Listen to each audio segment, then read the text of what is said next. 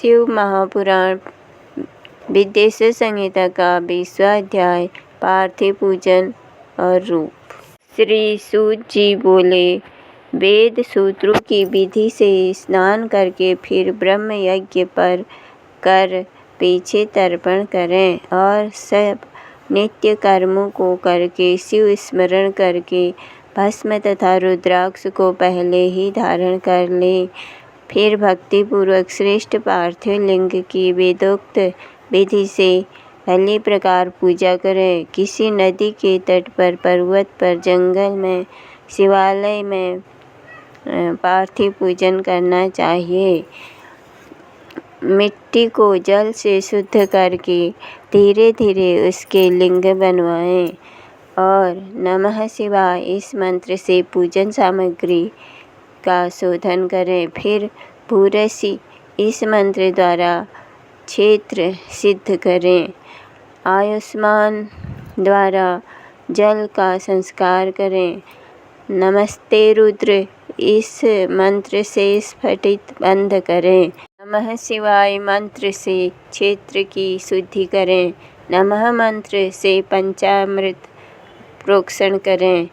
नमोल ग्रीवाय इस मंत्र से लिंग की प्रतिष्ठा करें। इत रुद्राक्ष मंत्र से भक्ति सहित रमणीय आसन दें। नमो महांतम इस मंत्र से आवाहन करें। याते रुद्र इस मंत्र से उपदेश करें। यामीसुम इस मंत्र द्वारा स्नेह सहित अधिवास करें। असौजी इस मंत्र द्वारा देवोन्यास करके ओशोयो व संपत्ति इस मंत्र द्वारा उपसमर्पण करें। नमो अंतु नीलग्रीवाय इस मंत्र से मनु द्वारा पाद्य स्नान और रुद्र गायत्री द्वारा अर्घ्य देकर त्र्यंबकम मंत्र द्वारा आचमन करावें। दधिग्रहण इस मंत्र द्वारा दधि स्नान कराकर घृतयाव इस मंत्र द्वारा दूध स्नान करावें। इस तरह वेद की विधि से जो बुद्धिमान लोग शंकर जी का पूजन करते हैं उनको शिव जी अवश्य ही फल प्रदान करते हैं। इस प्रकार गुरु के दिए पंचाक्षरी मंत्र को विधि सहित सदैव जपता रहे। शतरुद्रीय का पाठ करता रहे।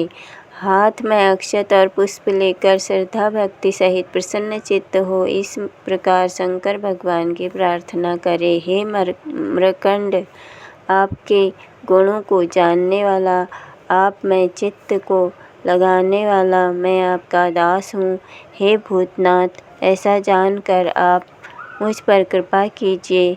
हे शिव, ज्ञान से मैंने जो कुछ भी आपका पूजन आदि किया है वह आपकी कृपा से सफल हो।